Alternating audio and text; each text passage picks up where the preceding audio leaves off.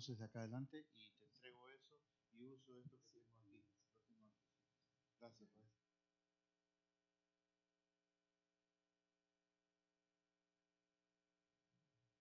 Es más cómodo usar esto porque uno puede usar las dos manos. Si ustedes ven al pastor Bullón, se agarra del micrófono ahí, se agarra de las dos manitos del micrófono, ¿no? Siempre. Nunca le gusta usar esto. Si apagamos un poquito las luces ahí, vemos un poquito mejor lo que dice allí. Elmer mencionó algo interesante hoy. Me quedé pensando en lo que dijo. Con respecto a ese ministerio ¿le llaman ministerio de la mesa? O el ministerio de la invitación, no sé cómo le llamaríamos. El ministerio de la mesa, ¿no? Ese es un ministerio que a mí me gusta. Todo aquel que quiera conocerme un poquito más y hacerme participar de un evento especial, yo siempre estoy dispuesto a sentarme alrededor de una mesa. Especialmente cuando hayan ciertas cosas ricas allí en la mesa. Ustedes saben que hay muchos textos que hablan del Señor invitándonos a sentarnos a la mesa. Y no solamente eso, si ustedes se acuerdan allí en el libro de Hechos, el capítulo 2 y los versículos creo que son 40, 41, 42, hablaba del comienzo de la iglesia y hablaba de que se juntaban en las casas, ¿para qué? Para compartir momentos allí en la mesa. Entrábamos con mi esposa esta mañana por aquí y mirábamos a los vecinos que ustedes tienen aquí. La mayoría son personas hispanas. Yo no sé cuántos de ustedes conocen a los vecinos que están aquí. ¿Conocen algunos? La siguiente pregunta sería, ¿los han invitado a sentarse a la mesa con ustedes? ¿A todos? ¿Los han invitado acá a comer? ¿A la iglesia?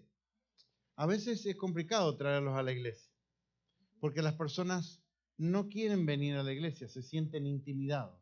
Ahora, es mucho más fácil cuando yo lo invito a comer a mi casa. O me invito a comer en su casa, no, ya eso es una cosa que yo haría, pero ustedes no lo hagan. Pero invitar a alguien a que venga a comer a su casa es algo especial, especialmente cuando uno ya tiene algún tipo de relación, lo conoce un poquito, porque si de primera vez le dice, nunca lo veo, le digo, venga a mi casa a comer. Un poquito complicado, ¿no? Pero, ¿por qué digo esto? Porque es muy importante, y es justamente lo que está diciendo aquí, el concepto de hacer relaciones. Fíjense lo que dice allí. En su misericordia, qué bien que hayan puesto esa pantalla ahí bien grande, está muy bueno. En su misericordia, Dios siempre ha tenido personas con quienes ha mantenido una relación especial. ¿Por qué usa la palabra en su misericordia?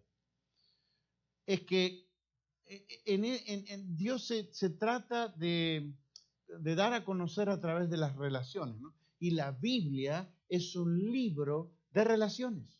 De paso, la palabra religión significa justamente eso, relacionar o volver a relacionarse o volver a aquel tipo de relación original en el Edén, donde Dios podía bajar a ver a sus criaturas y estar con ellos y hablar de lo que sea.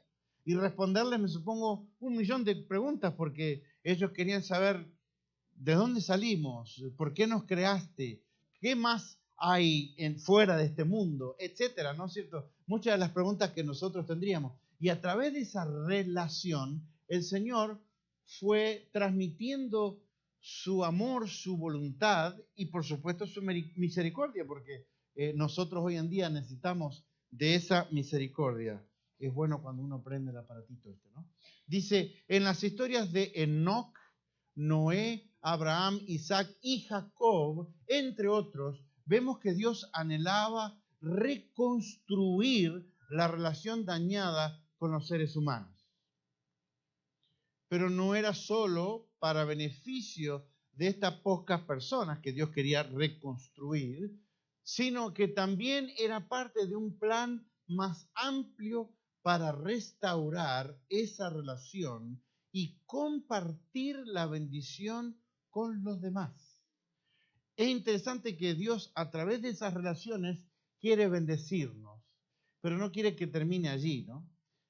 A veces nosotros cuando oramos y cuando nos encontramos con Dios, queremos de que Dios nos bendiga a nosotros. Los demás, cada uno que se arregle como pueda, pero yo quiero que me bendiga a mí. Y a veces somos egoístas en nuestras relaciones con los demás y a veces somos egoístas en nuestra relación con Dios, todo para mí. Y escuchamos las oraciones de algunas personas y todo es yo, mi familia, yo, mi. Nunca pensamos en nadie más. Y es penoso eso, porque una bendición que Dios nos da a nosotros, si no la compartimos, es una bendición que se muere. Y eso es lo que está diciendo allí. Dios mantuvo una relación con estas personas especiales para poder ser, a través de ellos, bendición a los seres humanos. Por lo tanto, se dispuso a darles leyes, normas, fiestas y prácticas que serían un estilo de vida para que quienes recibían las bendiciones de Dios también pudiesen bendecir a los demás. Sin duda, este principio todavía existe hoy. Esto lo saqué de un comentario de una escuela sabática de hace años atrás. El que escribió la escuela sabática escribió esto y dije, wow, esto viene perfecto con lo que tengo en mente para el sermón. Y justamente es el título de lo que queremos hablar en esta mañana, ¿no? Bendecidos para bendecir. Y en la Biblia encontramos muchos lugares donde habla de que no tratemos de obtener cosas para nosotros mismos, llenar, ¿no es cierto?, los galpones, las expensas, todo lo que podamos llenar para nuestro gozo, porque no hay gozo en vivir para sí mismo. El verdadero gozo está en cuando yo pienso y ayudo a los demás. Por ejemplo, si yo estoy invitando a alguien que venga a comer a mi casa y es para hablarles, porque eso nos pasa, les hablamos de mis logros, de quién soy yo, de lo que hice, bla, bla, bla, bla, bla, bla, y después le decimos gracias por venir, hasta luego. ¿Qué pasa? No cumplimos con la función de ese momento. Si yo invito a alguien, es para que conocer a la persona, ¿no? Y que la persona pueda expresarse y ver cuáles son sus necesidades. Dice que el Señor se mezclaba con la gente, ese era el método de Jesús, ¿no? Se mezclaba con la gente. Nosotros a veces tenemos ese problema, no nos queremos mezclar mucho. Nos mantenemos en nuestro socioeconómico ambiente adventista, ¿no? Y todo lo hacemos dentro de la iglesia. Por eso les preguntaba si conocían a los vecinos, porque es importante relacionarse con los vecinos. Nos gusten o no nos gusten, porque a veces le miramos la cara y cómo parecen y ya no nos gustó. Pero digo, si el Señor nos mirara a nosotros de esa manera, ¿a dónde terminaría esa relación? Pronta, ¿no? Pero el Señor mira más allá. Mira más allá. Por eso nosotros también tenemos que mirar más allá. Bendecidos para bendecir. Y me gusta usar estos textos que encontramos en Génesis el capítulo 12, textos muy conocidos, pero me gusta analizarlos. Generalmente cuando miramos estos textos los pasamos así rapidito y damos el ejemplo de Abraham cuando Dios lo llamó, ¡bum!, y seguimos para otra cosa. Pero ¿qué si nos detenemos un poquito allí y analizamos esto? Dice, Jehová había dicho a Abraham, y está bien escrito, por no decir escribido, ¿no? Porque ustedes ven que ahí no se le agrega la otra H, y es Abraham. ¿Por qué era Abraham en ese momento? Después le cambió el nombre, ¿no es cierto?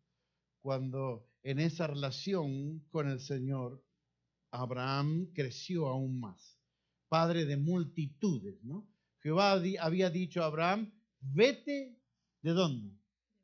De tu tierra. Y si yo les pregunto ahora a ustedes, ¿están todos en su tierra?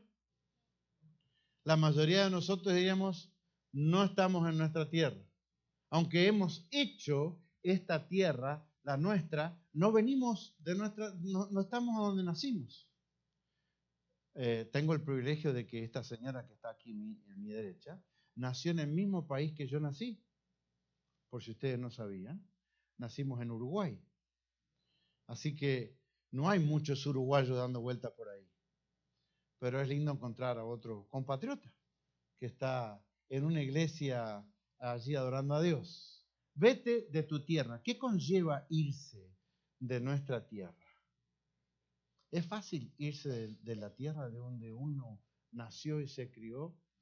No sé en el caso de Nibia, pero donde yo nací, que era a las afueras de Montevideo, los barrios, como le llamamos antes, no sé si ustedes le llaman barrios o le llamaban barrios o vecindario, nosotros nos criábamos allí y básicamente moríamos en ese barrio.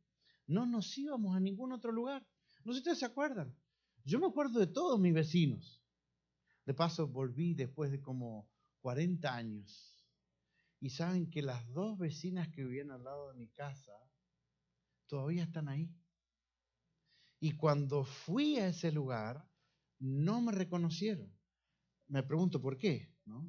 Habían ciertos cambios anatómicos que habían ocurrido y por eso no me reconocieron. Pero cuando me reconocieron y les dije que quién era, se pusieron a llorar. Qué lindo eso, ¿no? Es decir, aquella relación con los vecinos, que a veces nos olvidamos y dejamos de relacionarnos con aquellas personas que porque nos movimos, ya no los vimos, no nos relacionamos más. Qué lástima. No fue algo fácil tal vez también para Abraham decir, vete de tu tierra, porque había un montón de cosas que él tenía que dejar. De paso, ¿de dónde salió originalmente Abraham? De una ciudad que se llamaba Ur y se lo nombraba como Ur de los Caldeos. Una ciudad muy pagana, se recuerda de eso, pero ¿saben qué? Aparte del paganismo que había en esa ciudad, había un gran avance, era una de las ciudades más importantes de la tierra en aquel momento, tal vez la más importante. Y era una ciudad que tenía de todo, y cuando hay de todo y hay comercio y hay movimiento, hay comodidad. Y uno se siente tranquilo a veces y es su tierra, es mi costumbre, es mi gente. No quiero dejar esto, estoy cómodo.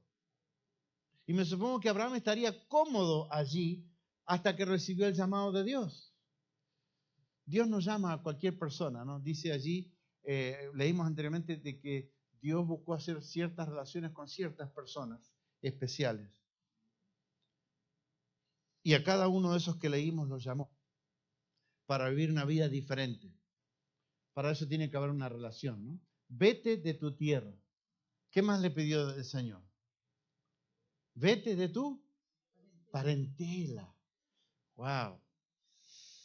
Aún pareciera que fuera más difícil dejar no solamente a mis amigos, por así decirlo, pero a mis familiares, donde uno está apegado, donde uno se crió juntamente con ellos. Me acuerdo cuando mi sobrino y el primo de él, que vivían cerca de mi casa, se fueron de Uruguay para Argentina y eran chicos, tendrían 10, 12 años. Y me dio tristeza, ¿saben por qué? Nos gustaba jugar a lo que le llamábamos la pelota. Si no es la pelota como piensan ustedes, sino que era el fútbol, le llamábamos jugar a la pelota, ¿no? Y comíamos juntos y nos visitábamos. Y me dio tristeza porque, bueno, ¿y ahora qué? Nos hemos quedado solos acá. Se nos fueron las familias. Gracias a Dios que pudimos ir a estudiar a nuestro colegio y ahí hacer otra clase de amistades, ¿no? Y vete de la casa de tu padre a la tierra que te mostraré. Hoy en día nosotros nos movemos y nos vamos por todos lados. Y a veces no nos preocupa dejar a nietos, hijos, padre, madre. Es común, especialmente en este país. Pero en aquellos tiempos no era algo común. Usted no dejaba a sus padres. Usted era el social security de sus padres. Las familias por eso eran tan grandes, porque los hijos, en la vejez de los padres, iban a mantener a sus padres, iban a cuidar de sus padres. Era vital que los hijos estuvieran hasta el final de la vida de sus padres. De paso, este llamado que nosotros leemos en el capítulo 12 vino después que Abraham, sus padres y familiares salieron de Ur, ¿y se acuerdan a dónde fueron? Qué serios están todos, me miran con una cara. No tienen que ponerse así tan serios, ¿no? Se fueron, iban hacia Canaán, pero hicieron un stop en Harán. Y se acuerdan que uno de los hijos de Abraham se llamaba Harán. Interesante. Y allí en Harán es donde murió el papá, Taré, de Abraham. Y allí en Harán es cuando Dios lo llamó de nuevo para recordarle, ya lo había llamado cuando estaba en Ur, pero para recordarle, le dijo el Señor, acá no terminó la cosa. Tú saliste de aquí, te asentaste y tu familia ahí, pero ahora quiero que dejes todo. Deja toda tu tierra, tu parentela y hasta lo que queden de tus familiares. Wow. ¿Saben qué edad tenía Abraham cuando Dios lo llamó para hacer esto? 75 años. ¿Qué hacemos nosotros cuando tenemos 75 años? Estamos pensando en el retiro, ¿no? En usar los últimos pesitos de nuestro retiro para disfrutar. ¿Por qué me miras con esa cara así? Ya estás llegando a los 75, ya tú quieres que te diga qué tienes que hacer a los 75, qué barbaridad. A los 75 años comenzar una enorme tarea. Claro, la gente vivía más tiempo en aquel tiempo, ¿no? Pero igual, hoy estaríamos diciéndole al Señor, Señor, a esta edad, no, déjame descansar. Yo ya trabajé toda mi vida. Quiero descansar ahora. El Señor puede llamarte cuando Él quiera. Y si hay una relación cercana entre tú y el Señor sabrá para qué llamarte, a dónde llamarte y cómo llamarte. Y no solamente eso, te va a habilitar para lo que Él te está llamando. Quiere decir que, hermanos, si estamos en las manos de Dios, dejemos que Él dirija. Dejemos que Él dirija completamente, no ciertas cosas. Interesante, como les decía, muchos de nosotros pasamos por esa experiencia tal vez de dejar su tierra, ¿no? Yo dejé mi pequeño terruño, Uruguay, es un paisito chiquitito así. Tal vez algunos de ustedes que ven de Centroamérica tienen un paisito chiquito. Este paisito chiquito de Uruguay ha estado de 3 a 3 millones de habitantes por los últimos 50 años. No crece. Cada vez que salen alguno más lo tiran o para Argentina o para Brasil. No te queremos acá, vete para allá. Así siguen con el 3,5 millones. Impresionante. No solamente esto, sino que la iglesia no crece mucho allí en Uruguay. Hemos estado entre 5 a 8 mil miembros por los últimos 50 años. Y ahí no pasa, de los 8 mil no pasa. Es un país ateo. Bueno, en realidad ellos se llaman agnósticos. ¿Saben la diferencia entre el ateo y el agnóstico? El ateo es aquella persona que dice que Dios no existe. El agnóstico dice Dios existe, pero está muy ocupado en sus cosas. Él tiene su vida y yo tengo la mía. Gracias a Dios por esto. Y nombra a Dios y dice gracias a Dios, pero en realidad no cree en Dios. Y el uruguayo es medio así, medio incrédulo, ¿no? Él piensa que él es bueno. ¿Y para qué necesito a Dios si yo ya soy bueno? No necesito a Dios. Yo soy una buena persona, soy buena gente. Y le voy a decir, muchos de ellos son buena gente, pero con eso no es suficiente, ¿no? Así que llegué a los 17 años y quería ser pastor.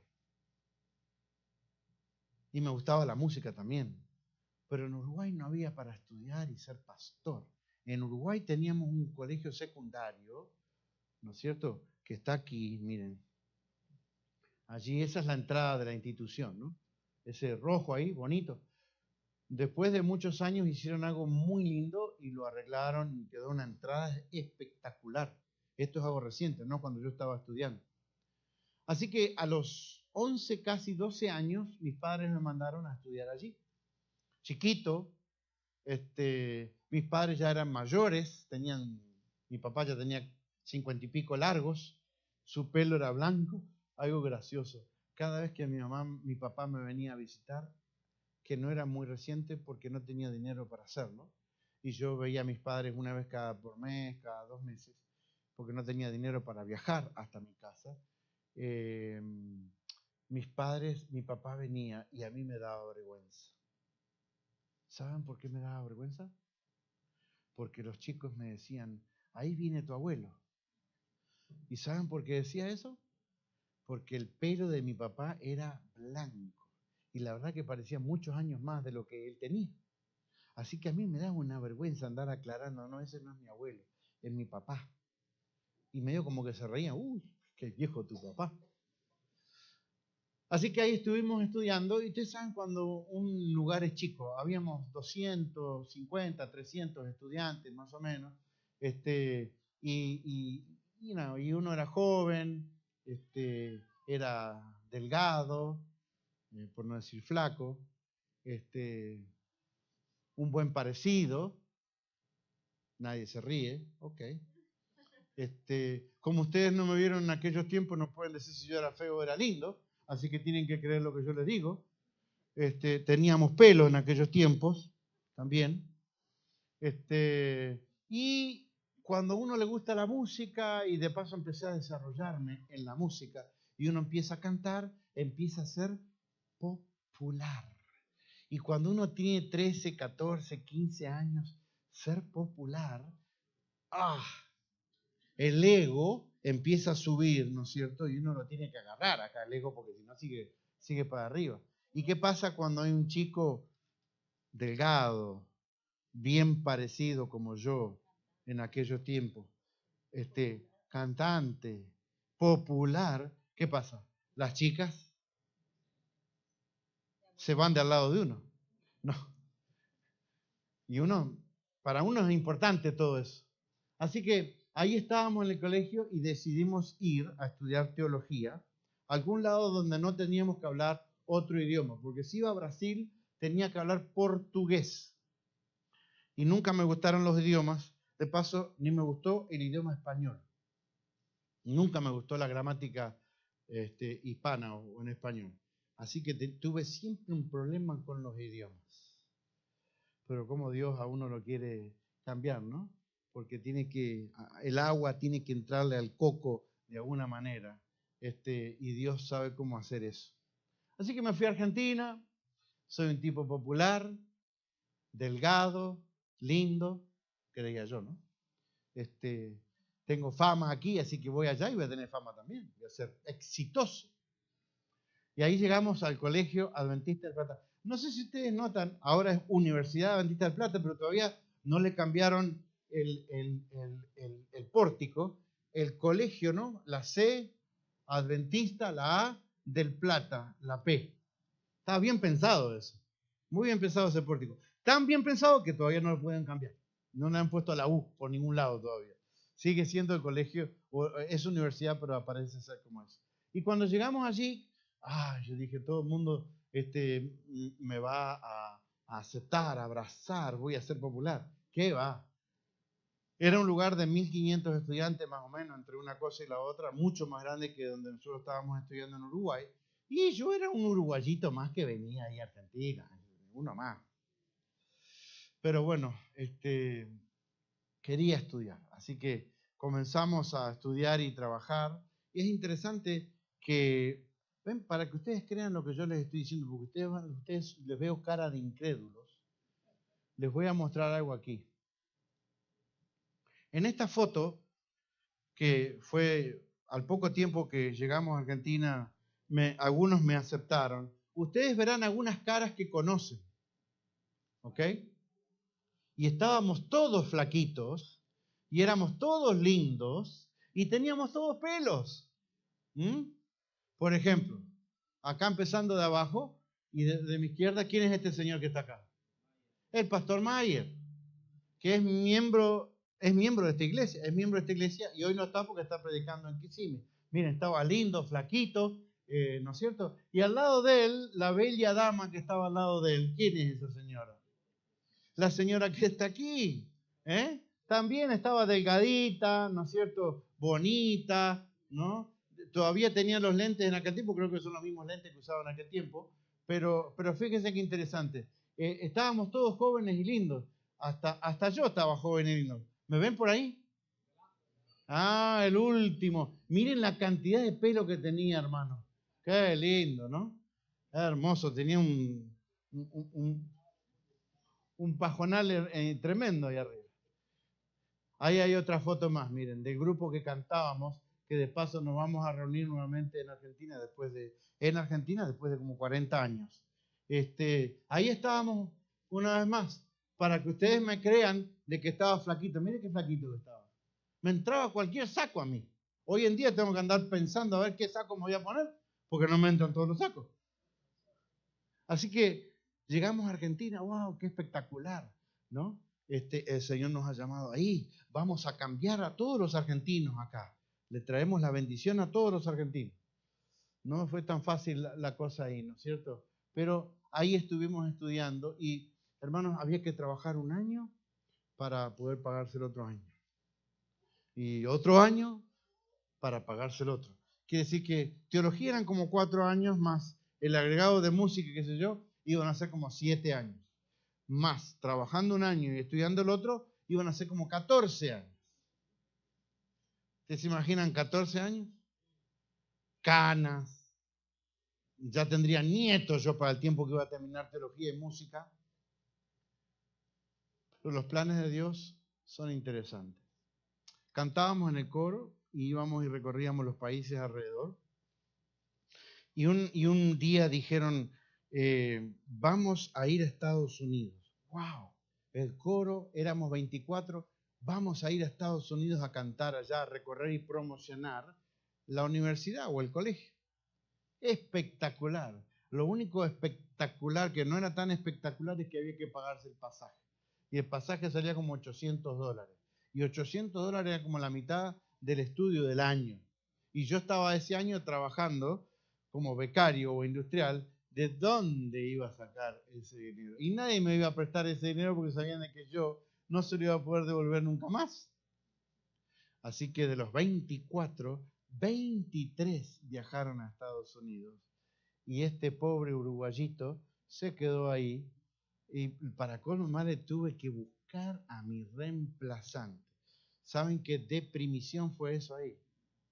Buscar a una persona que nunca cantó en el coro que tomara mi lugar para viajar a Estados Unidos porque podía pagarse el pasaje. Wow, eso sí que me dolió, hermano. El ego mío, ¿sabe cómo quedó? Destruido. Pero Dios sabe por qué las cosas suceden de la forma en que suceden, ¿no? Al poco tiempo hubo un cataclismo económico en Argentina que le llamaron el Rodrigazo, donde el dólar se disparó, pero por miles por ciento. Usted iba a comprar algo a la mañana y a la tarde ya tenía un precio diferente, al otro día tenía otro precio diferente, era una cosa de loco. Ustedes se imaginan si yo hubiera pedido prestado esos $800 y ahora tendría que devolverlo cuando el dólar se había disparado. Probablemente no hubiera terminado de estudiar teología, ni música, ni nada, porque me hubiera tenido que dedicar a trabajar por un buen tiempo para poder pagar eso. Pero el Señor sabía eso. El Señor sabía eso. Y de todos, el que me quedé fui yo. Pero Dios tenía un propósito. Porque al poco tiempo, unos años después, mi esposa, la que es mi esposa hoy, tuvo el privilegio de conocerme allí en la universidad. El ego, ¿no? El ego. El ego no se olvida. Siempre dice que nosotros tenemos el privilegio de conocer a nuestras esposas. ¿Por qué las esposas no pueden tener el privilegio de conocernos a nosotros, no? De vez en cuando. Fue un privilegio mutuo. Así que ahí nos hicimos amigos, nos conocimos, nos pusimos de novio y cuando iba todo hermoso, me dice la que es mi esposa hoy, que está sentada allá atrás y se ríe, me voy para Estados Unidos. Opa, no era una consulta, era decirme lo que iba a hacer. Así que yo tenía dos opciones, hermano. O me iba para Estados Unidos con ella, este uruguayito que no tenía un peso partido por la mitad, o me quedaba con todos los otros uruguayitos allí en la universidad. Y ustedes saben que los hombres siempre tenemos la última palabra. Mi última palabra, sí, querida. Como usted diga. Entonces, para seguir beneficiándola a ella, me vine a Estados Unidos con ella. Ella me decía, si venís a Estados Unidos vas a crecer, porque cuando uno crece en un ambiente y nunca ha visto el mundo, piensa que lo que hace o lo que se cree o cómo se vive en ese ambiente es lo que hay en todo el mundo. Y uno no crece más. Pero cuando uno, como ustedes, han venido a otro país, conocen otras personas, otras culturas, ¿qué pasa? Uno comienza a crecer. Y Dios comienza a usarlo de diferentes maneras y prepararlo para eso. Así que vinimos a California y allí comenzamos a estudiar. Los dos estudiamos tiempo completo y trabajábamos casi tiempo completo. Así que nos veíamos de a ratos, así en el día. Habían días que ni nos veíamos. Así que los sábados era el día que nos podíamos ver y estudiamos. Y gracias a mi esposa yo pude terminar teología, porque cada vez que me pedían que escribiera un papel, 20 páginas, yo lo escribía en español y ella lo traducía todo a inglés. No habían traductores como ahora, no era fácil, no había dinero para pagar un traductor, así que ella hacía doble trabajo. Hacía su trabajo de enfermería más mi trabajo de teología. Impresionante. Me acuerdo que me tocó tomar una clase que es la clase difícil en teología. Se llama griego. Ahora, cuando usted no sabe mucho inglés y viene un profesor y le habla catedráticamente y le quiere enseñar griego cuando usted no sabe inglés, es un problema serio, hermano.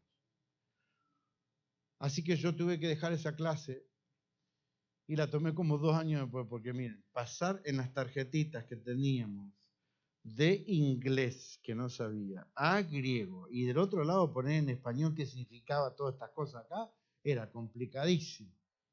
Pero gracias a Dios pude pasar la clase de griego con una profesora que me tuvo mucha paciencia y mucho amor y me ayudó a pasar la clase.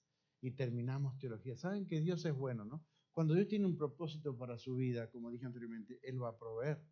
Porque terminamos de estudiar, yo terminé de estudiar en menos de 14 años.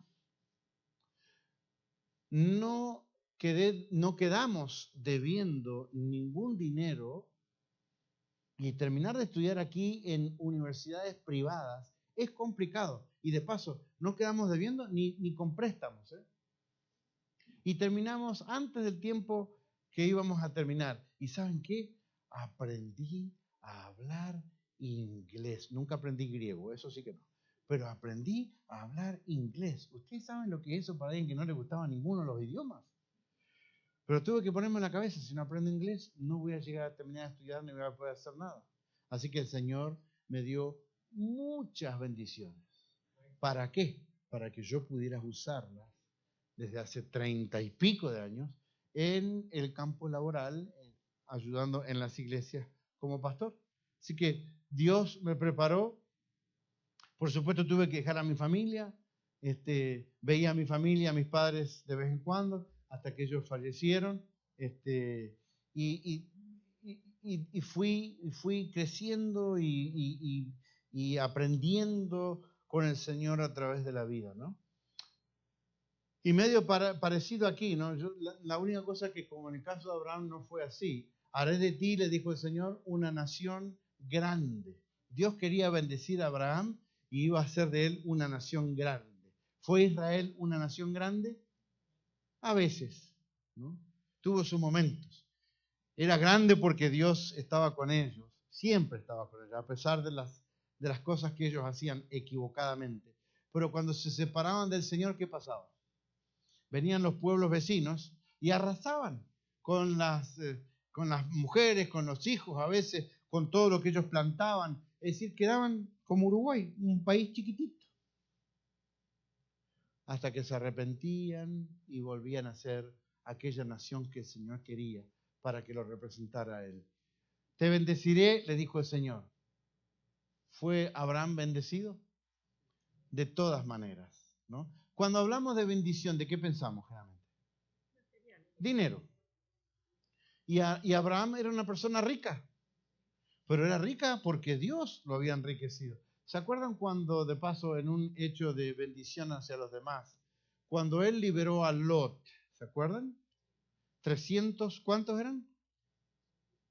318 creo que eran, algo así, que fueron con sus siervos y liberó a Lot.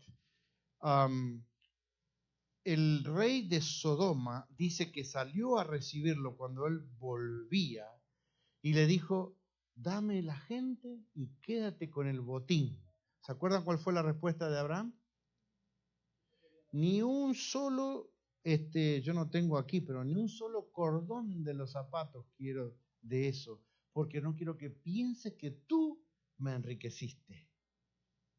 Era una cosa espiritual, era una cosa de Dios. Dios tenía un propósito para él como tiene para nosotros. Y Dios va a poner en las manos nuestras lo que Él necesite poner para que nosotros cumplamos con ese propósito. Y es interesante que así como lo bendijo a él, él fue también bendición, porque dice, engrandeceré tu nombre y serás bendición. El nombre de Abraham es reconocido hasta el día de hoy por los musulmanes, por los judíos, por los cristianos, como de las personas más importantes de la historia, que fue padre de muchas cosas para muchos pueblos. ¿Para qué Dios hizo todo eso? Para que Abraham fuera bendición. Lo tuvo que sacar de aquella comodidad que él tenía.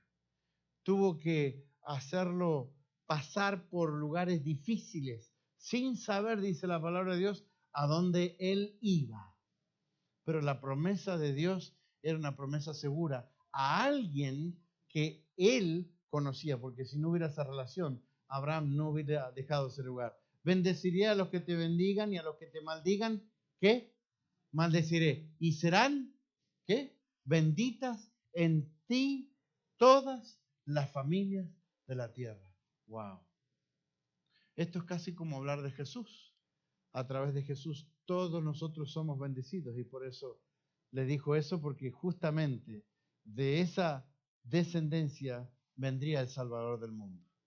Qué preciosa promesa y qué precioso ejemplo de cómo llegar a ser bendición. Cuando nos ponemos en las manos de Dios, Dios bendice, pero no para nosotros solamente, sino para que nosotros seamos una mesa, como hablábamos recién, ¿no? Una mesa de bendiciones, no llena de pupusas, sino llenas de otras cosas ricas y lindas que el Señor, gracias, que el Señor tiene para cada uno de nosotros. Así que pensemos en eso, pensemos en esa vida. Y si miramos el libro de Génesis, hay mucho de Abraham allí, ¿no? Les comenté lo de Lot. Podríamos seguir a través de las historias de Abraham y cómo él fue de influencia en los pueblos de alrededor. Y no solamente eso, no solamente Dios bendijo a Abraham, sino bendijo a quién, a su descendencia. ¿Y quién fue el hijo de Abraham? Isaac, ¿no? Y Dios lo bendijo también. De paso, interesante, cuando Dios hace las cosas, las hace a su manera para que nosotros aprendamos. ¿Se acuerdan qué edad tenía Sara cuando tuvo a su hijo Isaac? 90 años. Y Abraham tenía 99 años. Y los dos, dice la Biblia, por separados, se rieron cuando el Señor les dijo, ahora este es el momento de que ustedes van a tener un hijo, porque no depende de ustedes, depende de mí. Y cuando Sara se rió, ¿cuál fue la respuesta de Dios? ¿Se acuerdan? ¿Hay algo imposible para mí? La respuesta de Dios. Wow. Hasta el día de hoy el Señor sigue buscándonos para llevarnos por esos caminos y para decirnos, ¿hay algo imposible para mí? Si estamos en las manos de Dios, seremos bendición.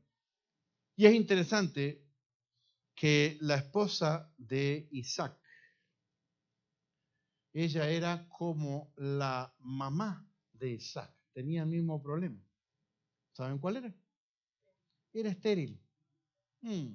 Dios eligió a este hombre para ser el padre de las grandes naciones, casándose con una mujer que era estéril. ¿De dónde salió eso? Y tiene un hijo, y ese hijo va y se casa, dirigido por Dios, con una mujer que era ¿qué? Estéril. Dios estaba mostrándole que no era lo que ellos eran, sino lo que Dios era, lo que iba a bendecirlos a través de su vida. De paso, ¿se acuerdan cuál fue el hijo de la primogenitura de Isaac? Supuestamente, ¿no? Pero ¿quién fue el bendecido realmente? Jacob. El papá de José. Jacob. Jacob tuvo el mismo problema, se casó con una mujer que era estéril. Wow. Por 3 generaciones el Señor les estuvo recordando: yo estoy a cargo de lo que les dije y les prometí, y lo haré de una forma que ustedes se van a tener que acercar a mí para que se cumpla la promesa. Porque sin la bendición de Dios no iban a tener hijos, que era sumamente importante para ellos. Dios es grandioso, hermanos. Hablamos en la escuela sabática del poder de Dios, de lo grande que es Dios. ¿Saben qué? Nosotros somos privilegiados que hemos llegado a conocer a ese Dios. ¿Cuánto conocemos a ese Dios? Cada uno de nosotros puede tomar esa determinación y saber. Pero Dios nos da la oportunidad de conocerle. No solamente de conocerle, sino ser administrador de sus bendiciones, para que otros puedan recibir de esas bendiciones. No olvidemos eso. Y a veces cuando trabajamos en nuestro departamento, a veces tenemos que recordar a las personas: acuérdense de que todo lo que tenemos no es nuestro. Ni siquiera su esposa es suya, sus hijos. Todo lo que nosotros llamamos mío no es mío. El Señor lo puso en su vida. El Señor lo puso en sus manos. ¿Para qué? ¿Para qué lo puso? Para que a través de eso sea bendición. Y cuando yo reconozco eso en mi vida es una vida feliz. Dios puede realmente usar esa vida. Que Dios nos bendiga al pensar en esto y que Dios nos pueda seguir utilizando, ¿no? Me parece muy linda esa idea de la mesa. Ojalá la podamos aplicar con sus vecinos donde quiera que usted esté, con los vecinos que tenemos acá, para que ellos puedan también recibir de la bendición de Dios a través de nuestra vida, a través de nuestra experiencia y a través de cómo Dios nos ha bendecido a cada uno.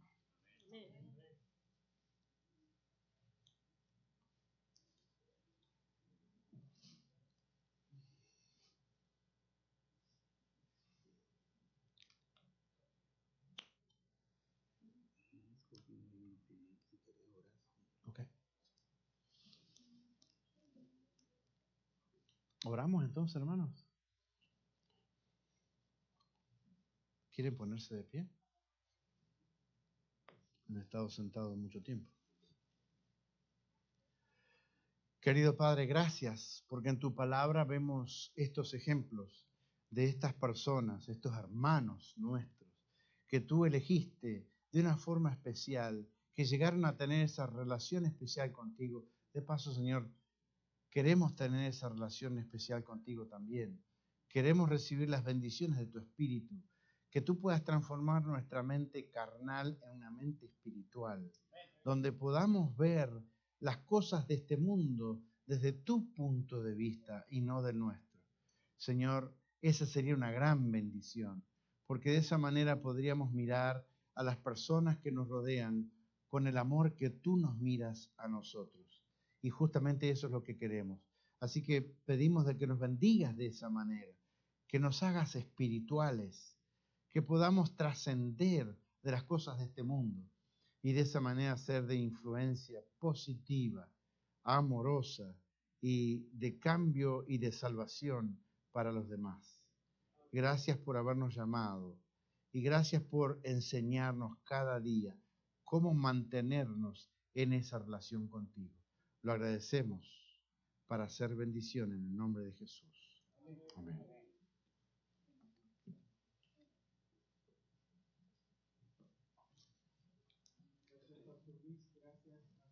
Gusto.